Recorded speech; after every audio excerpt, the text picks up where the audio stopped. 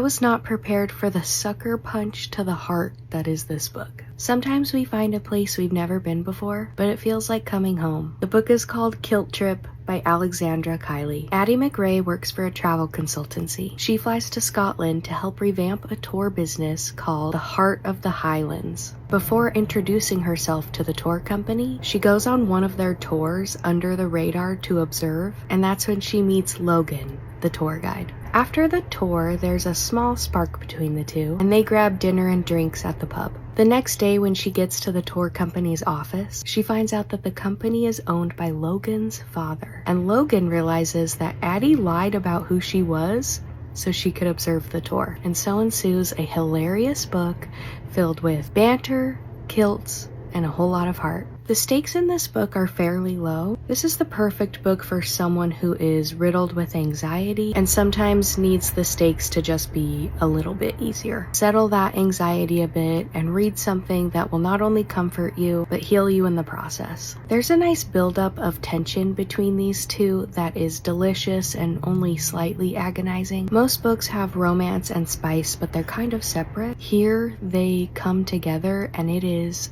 unbelievable. This book was grief, longing, and loneliness, and then eventually it wraps you in a warm, comforting blanket, and you feel a hint of magic in the air in the Highlands. This book is peace. It's calm. It gives you the opportunity for space to figure life out. It steadies you, grounds you. It gives you the time to process pain, and then it hugs you so tight and makes you feel whole again. Life is a collection of small moments. Never stop searching for the ones that take your breath away. As much as this is a love story, it also feels like a love letter to Scotland. It's steeped in history and exploration, and it makes your heart ache with longing to step into the Highlands, feel the grass in the breeze, and pet a hairy cow.